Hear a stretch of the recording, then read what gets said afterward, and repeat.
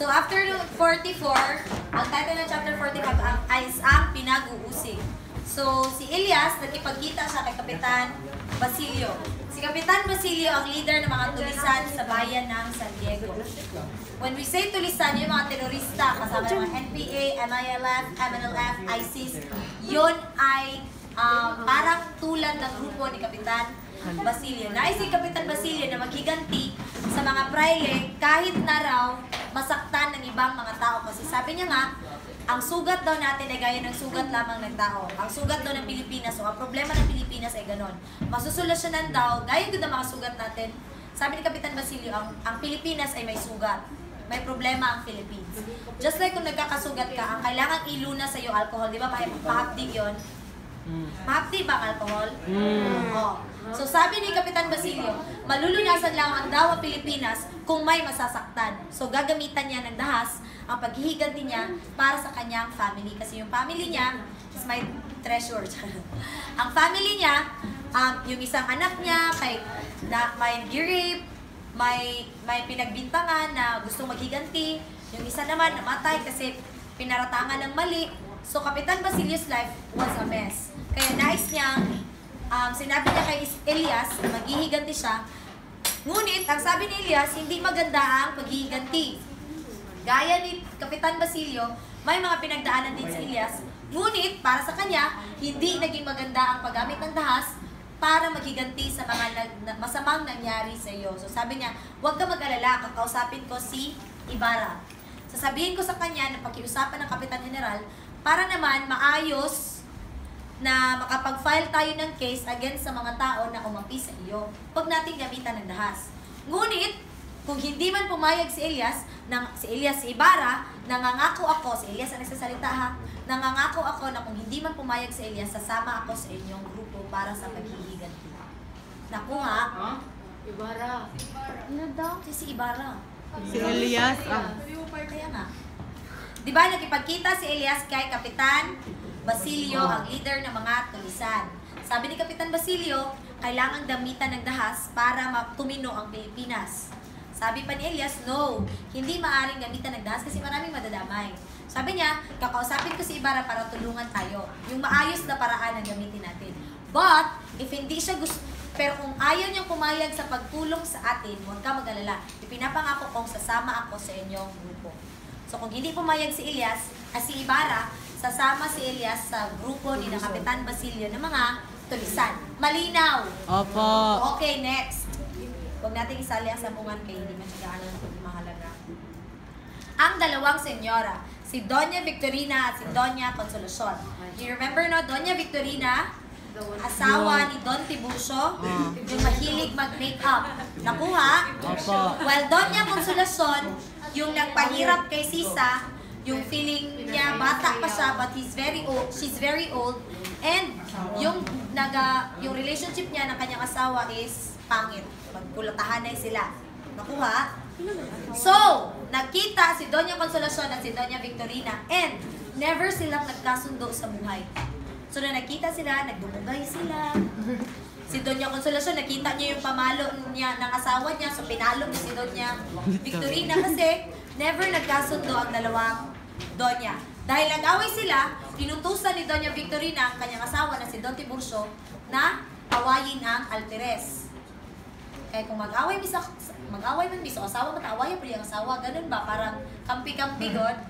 However, hindi pumayag si Don Tiburcio kasi of course, ang Alperes, ang kakalabanin niya, nakakatakot ang Alperes, tama? Opo. Alperes may position sa government.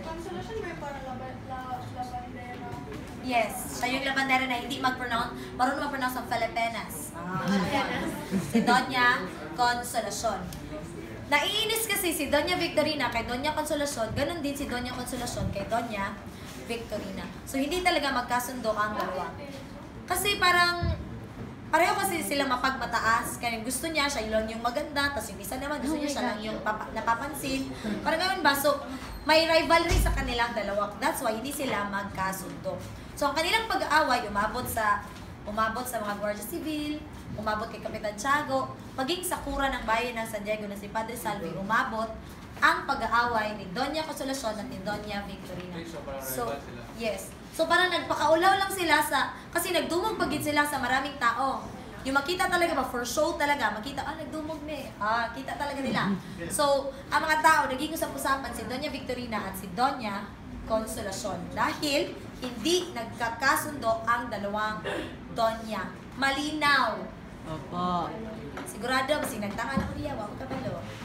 Sana daw akong kapinuwala na. That's chapter 47. No need to know the full chapter as long as you know the flow ba. Ganito ang nangyari. Next! So, hindi nagkikita si Maria Clara at si Crisostomo Ibarra kasi si Ibarra, busy siya sa pampaprocess kung paano matatanggal ang kanyang pagiging excomulgado. Who can still remember what is excomulgado? Wala nang nakaremember. Yes! Bawal siya mag-confess sa simbahan. Nakaban na siya sa church. So para sa kanya, wala naman siya ginagawang masama. So gina-process niya ang pagtanggal ng kanyang, ang pagbawi ng pagiging excomulgado niya para makapagpatuloy na siya sa pagpunta ng simbahan, pag-attend ng prosesyon, pagko-confess. So kaya hindi sila masyado nagkikita ni Maria Clara. Ngunit alam niya na si Maria Clara ay may sakit. So, may lagnat si Maria Clara at ilang araw na nangihina ang nasabing dalaga. Ang tanging dumadalaw lang sa kanya ay ang mag-asawang Doña Victorina at Don Tiburcio. Kasi si Don Tiburcio ang kanyang doktor. But Tiburcio is really not a doctor. Inuutusan lang siya ng kanyang asawa. Bumibisita rin sa kanya si Linares, yung taong ipakakasal sa kanya. Can you still remember? And si Padre Salve. So one day, habang naghihintay si Maria Clara, nadalawin siya ni Ibarra kasi nag-process kayo si Ibarra ng pagiging excomulgado niya. Nag-confess siya, parang nagpunta si Padre Salve doon kasi mag-confess si Maria Clara. It's just that hindi siya makapunta sa church because she's weak. So habang nag-confess siya, si Padre Salve, parang hindi naman siya nakikinig. Kasi napansin ni Tia Isabel na parang wala naman. Parang hindi nakikinig si Padre Salve. Tinitingnan niya lang si Maria Clara, yung buong katawan niya. Parang may pagnanasa, na malalim ang tingin ni Padre Salve. Tapos, nagkit siya kay Maria Clara. Pag hindi siya nakakonsentrate sa gina-confess ni Maria Clara, nakakonsentrate siya mismo kay Maria Clara. Kasi di ba may pagnanasa si Padre Salve kay Maria Clara. Siya ba yung Nung namboso. Oo, yung namboboso sa gubat. Siya yun. So, nang matapos na mag-confess si Maria Clara, nagtataka si Tia Isabel kay lumabas si Padre Salve na kunot ang noo, na parang may iniisip, tapos dire-diretso ang lakad, tapos nakakagat-labig pag yun. Ganun! Pag ganun daw ang paglabas ni Padre Salve sa kwarto kung saan nangumpisal si Maria Clara. So, tila may iniisip si Padre Salve. Sigurado, tungkol iyon kay Maria Clara. So, habang pinaprocess ni Ibarra ang kanyang pagiging excomulgado, si Elias, di ba si Elias, dapat nasa listahan siya ng mga nagtatrabaho sa isang tao. Ngunit, nang hiningi ni Ibarra yung listahan, wala naman doon si Elias. So, bakit wala sa listahan si Elias, ngayon nagtatrabaho siya sa nasabing lugar? So, nagtataka na si Ibarra kung sino nga ba talaga si Elias. Ngunit, sa kabila nito, sa kabutihang palad, matapos niyang i-process ang pagbawi ng pagiging excomulgado niya, totoo naman na nabawi na ang pagiging excomulgado ni Don Crisostomo Ibarra. So, ibig sabihin, hindi na siya ban sa church. Kaya gibawi naman. So, di ba nakipag-usap si Elias kay Kapitan Basilio? Sinabi niya, nakakausapin niya si Ibarra at parang i-encourage niya na tulungan sila. So, pumunta si Elias kay Ibarra para kausapin siya tungkol sa nasabing parang idea ni Kapitan Basilio. So, inilahad niya ang pinagdaanan ni Kapitan Basilio. Inilahad din niya na gusto ni Kapitan Basilio na magkaroon ng himagsikan. So, sabi niya na hindi maganda ang himagsikan. Gayun din ang ideya ni Ibarra. Sabi niya, bitaw, no, hindi man talaga maganda ang himagsikan. So, sabihan mo sa kanya, hindi, wag nang ituloy paghihimagsikan. Ngunit, hindi ako makakatulong kay Kapitan Basilio. Dapat, siya mismo ang mag-process ng maayos para makamit niya ang hustisya ang hinahanap niya for his family. So, hindi na siya pinilit pa ni Elias. So, gitanggap na lang ni Elias na hindi talaga pwedeng tumulong si Ibarra. Ngunit, Matapos nun, sinabi ni Elias ang kanyang nakaraan. O, sa makikilala natin kung sino nga ba si Elias. So, 60 years ago daw, basahin ko, hindi ko memorize. 60 years ago, 60 years ago, nga past ni Elias, di ba? Nag-usapan. So, siya ang 60, hindi, pwede nga yung lolo ng lolo niya, di ba? Yung past niya, gaya pag-usapan natin, di ba? So, 60 years ago, so obviously, tungkod na So, 60 years ago, ang isa sa kanyang mga nuno, ibig sabihin ng nuno, lolo niya, lolo ha, lolo. Ang lolo niya, isang tenedor de libros. Tinidor na spoon and fork, de libros. Ibig sabihin niyan, bookkeeper. Oh, yun. Ang amazing, no? Tinidor. Bookkeeper ang lolo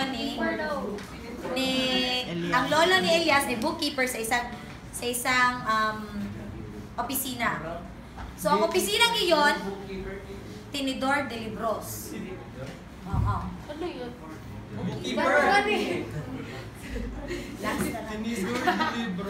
So ang bookkeeper, doon siya natatrabaho sa isang opisina. One day, nasunog ang opisina. Nasunog ang opisina. Teach ba ang tinidor? Wala nga ng kutsara. Hindi ko alam sa kanila bakit tinidor de libros ang tawag. So, kasama ng tinidor de libros na iyon na lolo ni Elias, ang kanyang asawa, isa niyang anak na lalaki. So one day, nasunog ang pinagtatrabahuan ng tinidor de libros. And may isang Kastila na sinisi siya sa pagkasunog.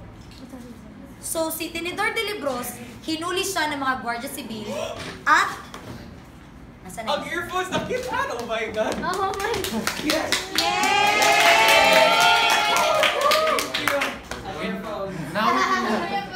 So ang kanyang nuno, ikinulong, isinakdal na talagang siyang may sala sa nasabing panununog.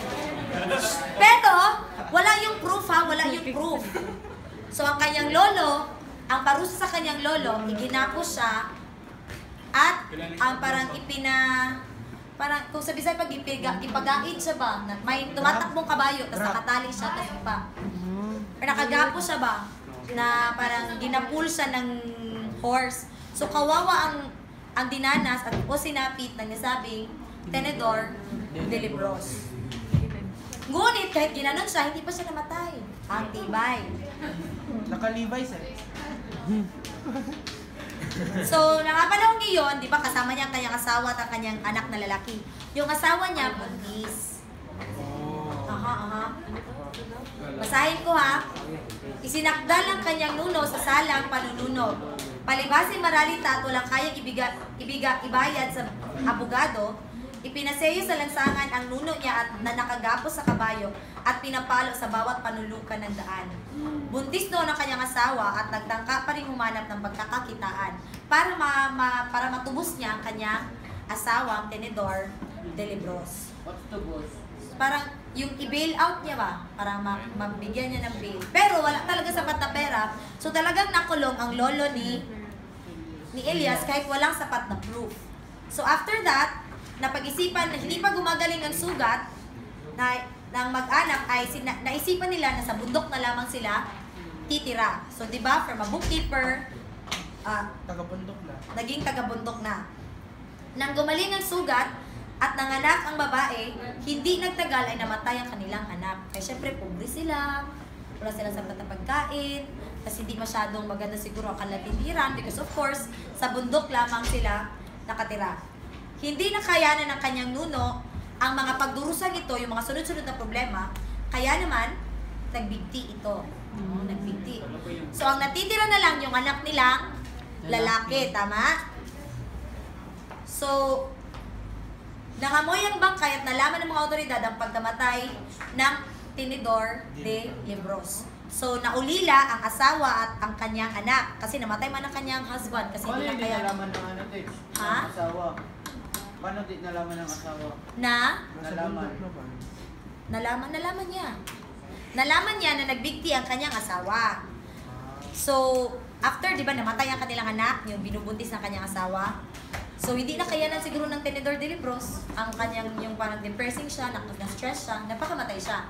So, ang natira na lang yung asawa, at saka yung anak nilang lalaki.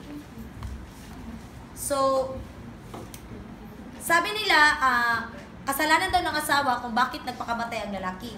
Parang accused na naman siya na siya daw mismo ang pumatay sa kanyang asawa. So, ginawa, huhulihin na naman ang asawa. At parurusahan, papaluin. However, hindi ito nangyari kasi during that time, 2 months pregnant na naman ang asawa. Bago namatay ang kanyang tenedor de libros, nag-ano muna sila, nag-make love, tapos nabuntis siya ng 2 months. 2 months pregnant siya. Alam naman, paluin mo na 2 months pregnant man, so wala, hindi siya pinalo, pinalagpas. After mga anak, saka siya pinalo. Grabe no, walang patawad ba? So, after 9 months, hindi siya pinalo. So, nang lumabas na bata, palo na siya bilang parusa. However, nagawang tumakas ng babae mula sa malupit na kamay ng batas. Lumipat sila sa kalapit na lalawigan. Sa paglaki ng anak na panganay, ito ay naging tulisan. Yun yung lalaki, yung na-witness niya talaga lahat ba, yung pagkahirap sa tatay niya, yung pagkamatay ng kapatid niya, yung pagkamatay ng tatay niya, yung panganak ng mama niya, at saka yung pagpapahirap ulit sa nanay niya. So dahil naranasan niya iyon, parang naging harsh sa kanya ang mundo. Kaya naging tulisan ang panganay na lalaki. So, asa na yun? Ang tawag sa kanyang anak na lalaki ay Balat. Balat ang kanyang nickname. So, naging tulisan siya at kinatakutan siya ng maraming tao. However, yung isang anak, yung kapapanganak God, yung 2 months hindi pa pinalo, tapos nung lumabas na siya, pinalo na yung mama niya. Yung isang bata naman, naging mabait. Mabait siyang bata. So, isang umaga, nakagisnan na lamang ng anak ang ina, napatay na ito. So, napakamatay na po ang mama, kaya na-stress siguro. Stress siya, nagpakamatay siya. Di ba? Ang daming nagpapakamatay sa lahi ni Elias. Ito ay nakabulagta sa ilalim ng isang puno at ang isang ulo ay nakatingala sa isang bako na nakasabit sa puno. I know, it's not pala the mother, sorry class. Si Balat, kasi di ba tulisan siya? So nakita na lang siya ng kanyang nanay na putol na ang ulo, putol na diri, and that's nakatag na. Kasi syempre tulisan ba siya, maybe somebody pinatay siya or siguro nag-revenge, gumanti, yung ganun ba. So ang kanyang katawan ay binaon samantalang ang mga paa, kamay ay ikinalat. So kani siya nalubong, tapos kani na dito, kani na dito. Yung mga ganun ba? Yung gitagod-tagod yun siya. Tapos, ang ulo naman ay siyang dinala sa kanyang ina. So, ang ulo nga siya. So, ang natira na lang, ang nanay at yung kapapanganak pa lamang ng sanggol. Kinsa ang gipatay? Si Balat, yung na-witness niya lahat ng cruelty ba sa papa niya, sa kapatid niya. Yung first. So, madali naman siyang nakagiliwan, yung bata agad nakapapanganak. Madali siyang nagiliwan kasi mabait siyang bata. So, yung babae, siya'y nagsikap at nagkaroon ng puhunan na paunlad niya ang kanyang kabuhayan hanggang sa makakilala siya ng isang taong tagabayan na kanyang iniibig ng tapat. Gayunman, sinasagilahan siya na matinding pangamba sa pagpapakasal. Nangamba daw ito na baka matuklasan ng kanyang minamahal ang kanyang past at hindi na siya pakasalan. So, palibas sa babae, binigay ang puri. So, nag-scamming sila, nag-make love sila. So, akala nila magkakatuluyan sila. However, yung mahal niya, ayaw man ng kanyang papa na magkatuluyan sila kasi pangit lagi yung past. So, buntis na yung Oo. babae. So, nag-separate na naman silang dalawa. Walang forever. So, ang nangyari, yung anak, kasi di ba nag-make love, ang anak, ang isa babae, ang isa lalaki. Ang babae, mabait, ang lalaki, ang pangalan, Elias. Bakit ang pangalan? Ay, kaya pala. Oo. So, dahil, di ba nagkahiwalay? Since may mga relatives, yung magulang ni na Elias na mayaman, pinag-aral sina Elias at ang kanyang kapatid. So nag-aral sila, may kaya sila sa buhay. Isa sa yung kapatid yan na fall sa isang lalaki. Tapos ang problema, yung lalaki, nang malaman ang past ng babae, iniwan siya ng lalaki.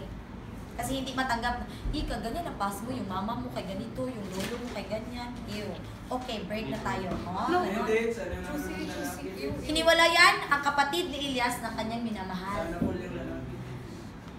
Wala siya na phone. Sinabi niya kanina. Nalikom na po sa iya.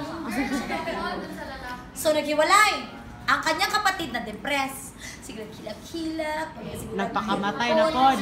Diyos ko. Lalong-lalo na nung nalaman ng kanyang kapatid na yung ex niya nakauyab naglain. So, ang kanyang kapatid hindi na kayanan ni Layas. Namatay. So, pinaghahanap ni Elias. Hindi niya makita. Isang araw may tumawag sa kanya. May isang babae daw na lumulutang sa ilog. Pag-anang niya yung igsuon. Namatay ang kapatid ni Elias. So, napakapait ng sinapit ni Elias. Ikinwento niya iyon kay Ibarra.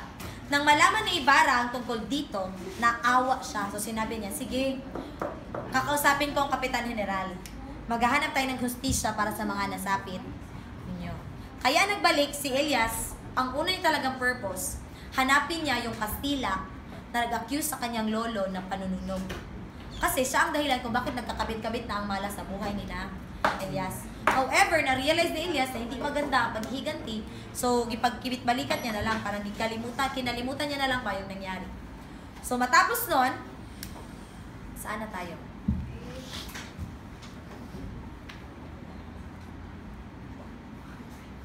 Matapos nun, umalis na si Elias. So, isang gabi, sa madilim na bahagi ng gubat, may mga aninong nag-uusap-usap tungkol sa mangyayaring revolusyon. Tapos sinasabi pa nila, pinag-uusap, sasama si Elias sa atin.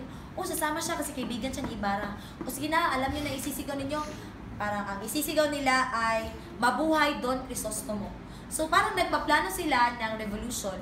However, gusto nilang palabasin na ang leader ng revolution was Crisostomo Ibarra. Pero honestly, walang kaalam-alam si Don Crisostomo na may nangyayaring ganun. So nagplano sila, okay, ganito, ang una nating papasukin ay mga kumbento, pagbabarilin natin ng mga tao. Basta, pagkatapos ng lahat-lahat, sumigaw tayo ng mabuhay Don Crisostomo. However, wala kayo nalaman doon si Don Crisostomo Ibarra. Nang marinig iyon, di Padre Salve, na parang may mag-usap-usapan ba na may mangyayari revolusyon. So, si Padre Salve, agad-agad na siya pumunta sa bahay ni Doña Consolacion para kausapin ang Alperes. Di ba, kalaban sila ng Alperes? Remember? So, for the first time, mag-join forces sila para pigilan ang nasabing revolusyon. So, nang pumunta doon, si Kurak, sabi niya, kailangan mag-prepare ka ng 4 na kawal na magbabantay sa amin sa kumbento na niguro ang basta mamatay siya guna basta palihim mo na lang na para hindi masyadong mapansin ng mga gustong gumawa ng revolusyon na nagpaplano tayo against them. O sige, ganyan, sige. Sino daw may pakana nito? Sabi nila si Don Crisostomo Ibarra daw may pakana nito. Oh, patigati si Padre Salve. Pero hindi sinabi dito kung paano niya nalaman. Paano niya nalaman? Yun ang misteryo doon. Kailangan natin i-figure out. Paano niya nalaman? Oh. So, ang kasunod, matapos yun sabihin ni Padre Salve, nagkaroon na ng usap-usapan tungkol sa nasabing ng mangyayaring revolusyon at narinig ni Elias na ayon daw dito si Crisostomo Ibarra daw ang leader. So, dahil friends sila, pumunta siya kay Crisostomo Ibarra. Sabi niya, may magaganap na revolusyon mamayang alas 8 ng gabi. Kailangan, umalis ka na dito. Sunugin na natin lahat ng dokumento mo na maaring gamitin against you. Para hindi ka para wala silang mahanap na proof na kasama ka talaga sa himagsikan. Kasi hindi naman talaga totoo, naniniwala ako na ayaw mo sa himagsikan. So, tinulungan siya ni Elias sa pagkuha ng mga gamit o mga kasulatan or documents na gagamitin against kay Ibarra. So, sa paghahanap ng mga kasulatan, may nabasa siyang pangalan. Ang pangalang iyon, hanapin ko muna, nawala. Ang kapatid niya.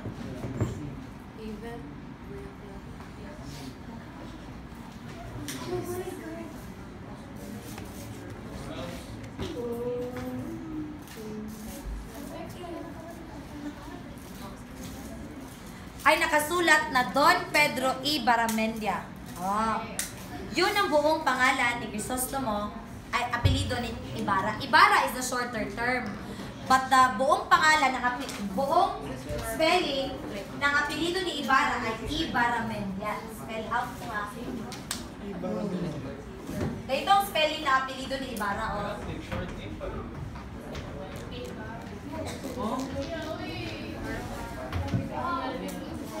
Na Ibarra, shortcut. So, na sinabi ni Elias, gaano mo si Don Pedro Ibarramendia? Sabi niya. Kasi kakilala ni Elias. Sabi niya, ha? Nuno ako man yan. Gi-shortcut naman namin ang apelido namin to Ibarra kasi masyadong mahabang Ibarramendia. So si Elias na-shock. Hindi siya nakagalaw. Kasi naalala niya na ang Kastilang nagsisi sa kanyang nuno was Don Ibarramendia. Don Pedro Ibarramendia. So siya kada, hindi ay ang lalakot siya. So ginawa niya, bumunot siya ng baril, giatubak niya kay Ibarra. Oh my. So yes. Ikaw di ay ang sana, mo di ay nuno. Nuno mo ang may kasalanan kung bakit nagkaganito ang buhay ko. Yun yung sinabi ni Elias. Parang nawala siya sa sarili niya ba? Na parang, hindi mo kinakakit yun. Ganun na. But, before niya gipull ang trigger, parang napasukan ng anghel ang utak ni Elias. Nabitawan niya ang baril, mas pinadrama-dama. Tapos umalis siya. Ako si Elias. So si Ibarra natigilan. Siya ay narang. So yun ang nangyari.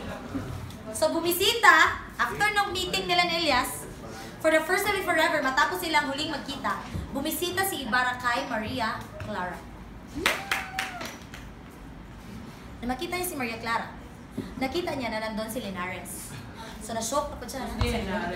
Linares was the person na gusto niya ipakasal ni Tiago kay Maria Clara. Remember?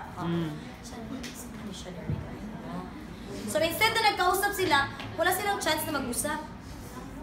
Tapos Padre Salve was there. And iba ang kinikilos ni Padre Salve. Why? When Padre Salve went to Kapitan Tiago, sinabi pa niya, huy, alam niyo ba, natanggal na ang pagiging excomulgado ni Ibarra. Alam mo, mabait talaga siya. Pag-galing si Padre Salve. Parang gina-praise niya si Ibarra ba? But all of a sudden, nagtaka nga ang mga tao, bakit niya biglang gi-praise si Crisostomo Ibarra. So after nun, dumating siya. Sasabi pa ni Padre, uy, nandito ka pala. Alam mo, kakapraise ko lang sa'yo. Kailangan niya ditingon. So, kakapraise ko lang sa'yo. Kailangan talaga sabihin.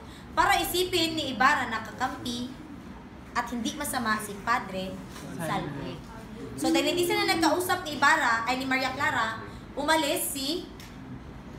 aalis na sana si Ibarra nang biglang nagsimula ang putukan. Start na ng revolution kaya alas 8 na. So ang mga tao sa bahay ni Kapitan Tiago nagtago. Si Maria Clara at saka yung friend niya naging naksa na yung mga matay na tang. Nagdrama sila. Si Crisostomo Ibarra lang ang tanging hindi nakagalaw. Parang nakagalaw na siya, nagtanga. Nag-start ang mga putukan. So matapos ang nasabing putukan, parang si Ibarra hindi pa rin siya makagalaw. Kaya ang ginawa, sinabihan siya na umuwi na lang muna si Ibarra. So umuwi siya. Nagplano siyang umalis, tumakas pa kasi sigurado siya, sinabi ni Elias na siya ang ituturong leader ng mga kwakwak. Leader ng mga tulisan. So, ginawa niya, gikip niya lahat ng mga gamit niya, mga kayamanan niya, mga kasulatan niya. So, gikip niya. However, may biglang kumatok. Dumating na mga Guardia Civil na huhuli kay Ibarra. So, instead na tumakas, di uban na lang siya. Sige na lang. Sumama na lang siya. So, sumama siya. I-present sila sa Alperes at sa maraming tao. Parang, yung ginawa good sa mga isang place in Manila, kapag nahuli ka na naga-drugs, palakarin ka sa buong city, tas mag-ikot-ikot dito, wag tularang drug user ako. Parang walk of shame ba? Pakaulawan ka. Pinaganon sina Ibarra. So 20 kataong mga tulisan ang nahuli At pinakahuling ipinakita sa tao si Ibarra, wala siyang tali ha, walang tali. Ganun na, pinasama lang talaga siya, ganun. Tapos yung mga tulisan, tigil patali. Tapos may narinig man si Ibarra, isa pa yung leader mo, pa wala nakatali. Parang ganun ba? Kung sino pa yung leader, siya pa yung hayahay, hindi nakatali. So si Ibarra, sinabi niya na, tali na lang. So itinali siya ng mga kawal, base sa utos niya, kay parang sa kanya, parang, shameful ba na tama bitaw no? Ako ang leader na itinuturo nila, bakit hindi ako nakatali? Baka lalong mainis ang mga tao sa akin. So ganun, pinatali. So habang naglalakad ang mga tao, yung 20 katao, nagsisiiyakan ang kanilang mga pamilya. Kaya syempre, bakit ka nandyan? Ganun ang mga tao. Lalo na yung mga mama, yung mga nanay, yung mga asawa. So grabe yung iyakan nila. Nang naglakad si Ibarra, wala, ang napakatahimik, parang walang reaksyon ng mga tao. Nagaganyan na lang. Si Ibarra na, habang naglalakad siya, parang naisip niya na, bakit wala nag-alab sa akin na marami man akong plano para sa bayan? Gusto kong mapatay ng school. Wala naman sana akong ginagawang masama. I love my country. I want my country to be developed. Pero bakit parang wala nakikisimpatya sa akin?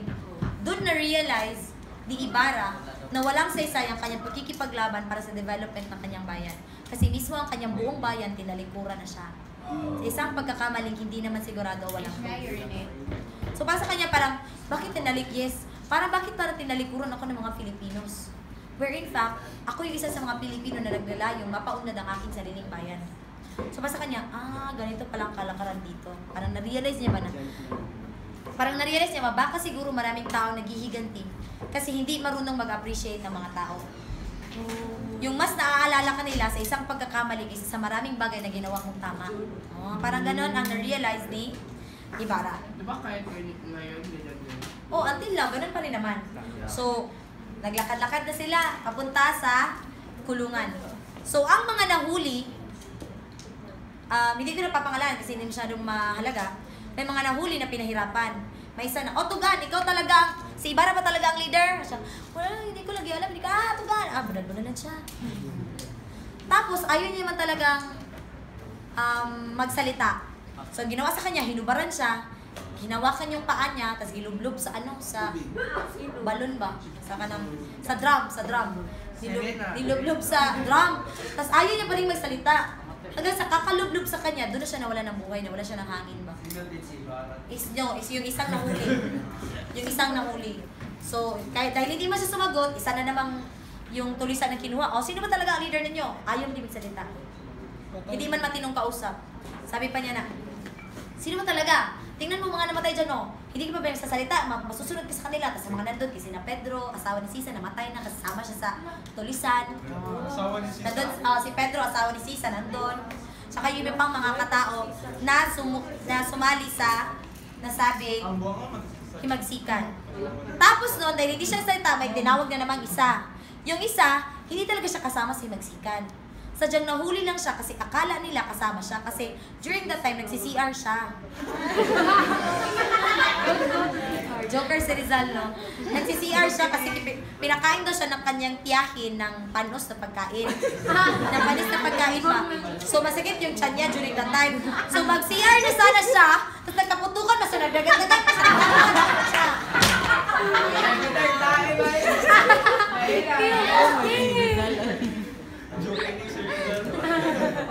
So after nun,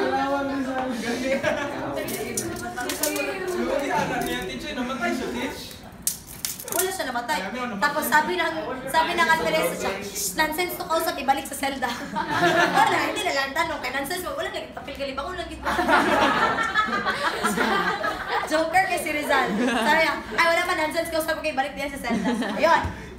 Naibalita sa buong bansa ang tungkol sa himagsikan na di umano'y pinamunuan ni Crisostomo Ibarra. So dumating ang araw na maraming ipinatawag. Pinatawag yung mga iba't ibang tao, sina Don Primitivo, iba't iba pang mga Don na mayaman sa bayan, kasi nagtatanong na baka kasali sila sa nasabing himagsikan. Ang tanging hindi tinanong was Don Kapitan Tiago. Siya lang hindi sa natanong. So siya, parang happy kay siya. Kay, akala niya, parang sa isip niya, dahil hindi ako tinanong, ibig sabihin, hindi na ako pinaghihinalaan na kasama sa himagsikan.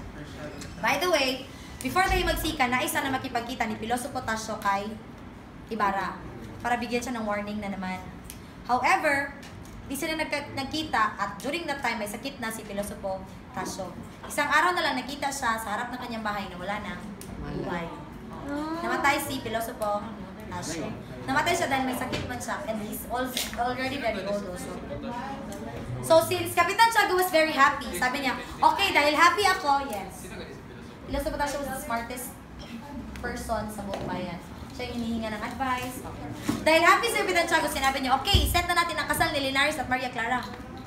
Kasi ikasal talaga si Linares at Maria Clara. So, ipahanda na si Maria Clara. Sinabi niya siya, wala ka ng choice, ipapakasal ka na talaga dito sa kanya. Tapos, Padre Damaso was also very happy, including Don Tiburcio at Doña Victorina. Sabi pa nang narinig ng mga tao sa usapan na ikakasal si Maria Clara, may nagchichismisan na narinig ni Maria Clara. So, sinabi pa na, "Hay, ang tanga-tanga ni Maria Clara, ang habol ng lalaki sa kanya, pera lang, kasi mayaman biya ang papa niya."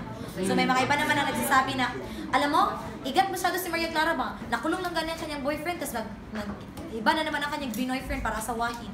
Hay, igat masyado. Ay, mga chismosa sa bayan. Si Maria Clara na-hurt samot. Kaya ayaw niya na lang ikasal, tapos pagchismisan pa siya ng gano'n. So iyak siya ng iyak sa balkonahe. Nang may nakita siya isang lalaki na mula sa isang bangka. Kaya ang bahay ni Kapitan Tiago kanya cafe sa river. Oh. So nagagaya sa nagdrama-drama siya sa balkonahe, may biglang bangka na dumaan. Tapos sa mga lalaki kaya nakatabon. Pagkakita niya kasi Don Crisostomo Ibarra. So palingalinga, patingin-tingin si Ibarra. Lumapit siya kay Maria Clara, tapos sinabi pa niya na, patingin siya. Ito na ang ating muling pagkikita. Sabi pa naman, paano na nakatakas sa kulungan? Pinuntahan ako ni Elias, tinulungan niya ako. Lahat ng aking kayamanan ay kinuha na ni Elias para itinago niya na tutulungan niya ako para makalis ng bansa. So Elias is really a true friend. Despite their past, of course, past naman din yun. Anong kasalanan ni Ibarra, diba, sa ginawa ng kanyang lolo? Wala naman. So, tinanggap na lang iyon ni Elias at tinulungan niya si Don Crisostomo para makatakas. So, ayun, sinabi niya na, ito na muli natin makikita, dumaan lamang ako para sabihin sa iyo ang tunay kong nararamdaman. So, sabi niya na, Maria Clara, walang ibang babaeng nagpatibok ng aking puso ng gaya ng pagpapatibok mo sa akin. Ngunit, may mga bagay talaga na hindi natin pwedeng ipilit at may mga bagay talaga na wala tayong kontrol. So, sana'y maging masaya ka kung sino man ang pipiliin mong lalaki sa hinaharap. Huwag ka na mag-alala sa akin, kaya ko ng aking sarili. Kung tayo talaga ay para sa isa't isa, muli tayong magkakatagpo. Yun ang muling sinabi sa kanya ni Ibarra bago umalis si Ibarra at muling sumakay sa bangka para umalis papunta sa ibang bansa. So, after nun,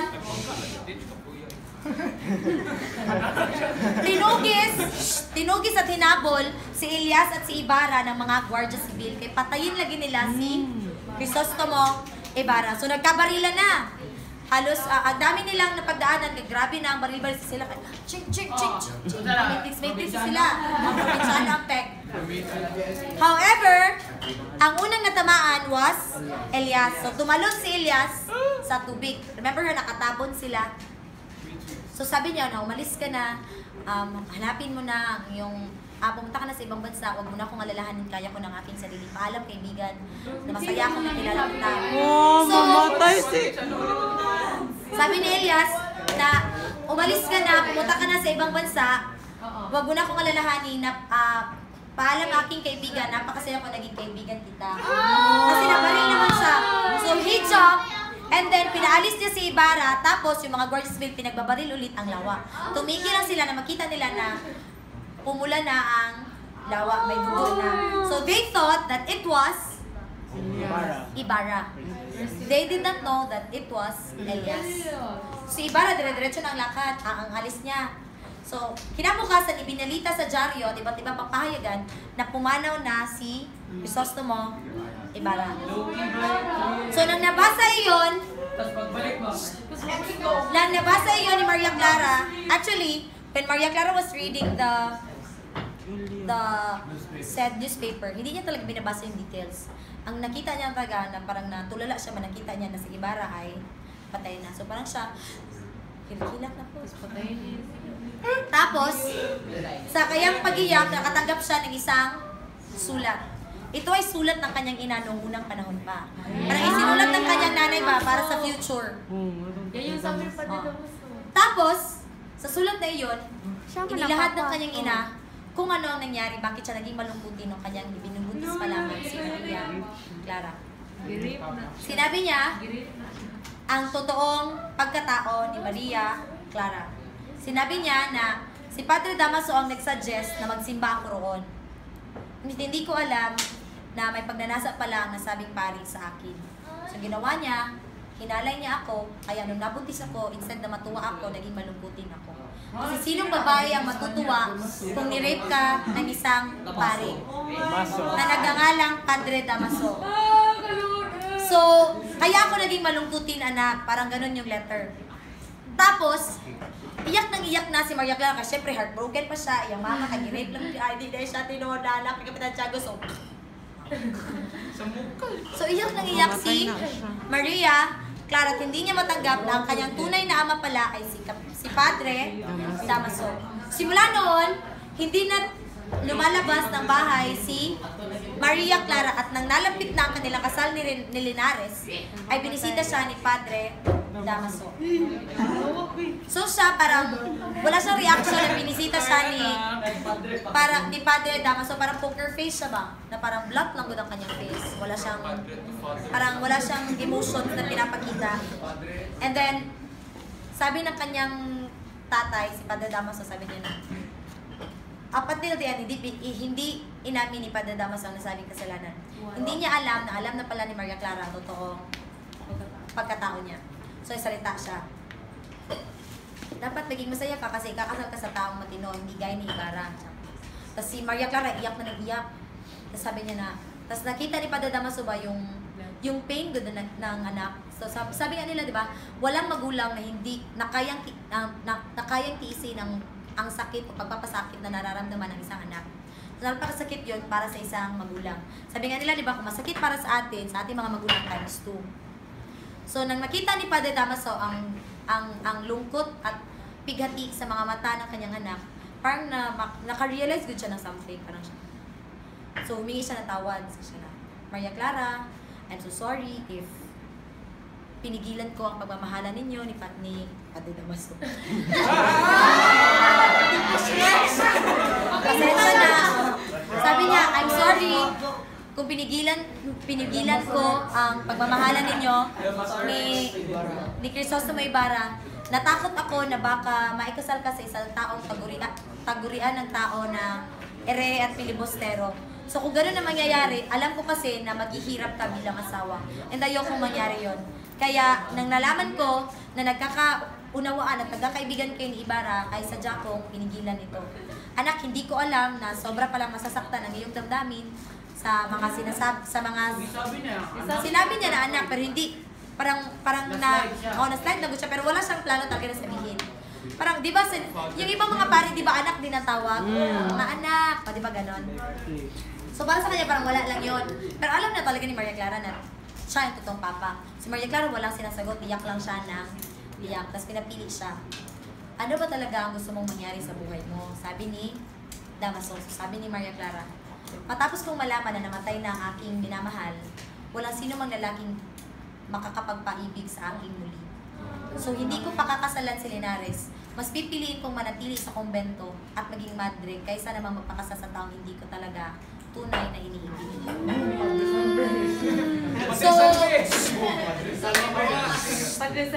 So si Maria Clara, she decided to enter. So Maria Clara, she decided to enter the convent. So sabi niya, kung useless man din ang buhay, kasi ang papa ko pala kay pare di ay, tapos wala na ba yun akong love of my life. So, magmadre na lang po. So, nagmadre na lang at pinili na lang na pumasok sa kumbento ni Maria Clara. After their conversation, napaisip si Padre Damaso. Tunay pala talagang pinaparusahan ng Diyos ang mga may kasalanan. Kasi isang malaking parusa, makita niya ang kanyang anak na nagdurusa dahil sa kanyang mga sariling kagagawan. So yun, ang huling pag-uusap ni na Padre Damaso at Maria Siya Clara. na-rape si Maria Clara. Wala. So let's go back sa lawa. Sa lawa. Buhay pa On that day pala, may isang bata na umiiyak sa kagubatan. Crispin. And that was Basilio. Oh my God. Nagkita sila ng kanyang ina, ngunit hindi agad sila nagkaunawaan. Kasi na nakita siya ni Sisa, sigaw pa rin siya na sigaw ng Crispin Basilio, parang, ma, ako mani, ma, ako mani. So, naglubaan sila, naghabulan sila sa gubat. Hanggang sa nadagma si Sisa, nauntog ang kanyang ulo sa bato. So, na nakita niya ang kanyang anak, naalala niya, ngayon nga ang anak niya si...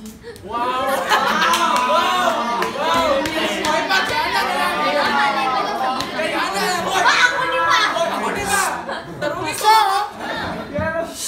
kahit na nakilala niyo nila ang isa't isa, naalala man ni Sisa na yun nga ang kanyang anak, huli na dahil sa sobrang pagod siguro, gutom at wala na siya sa sarili, binawian ng buhay si Sisa. Doon umiyak si Basilio.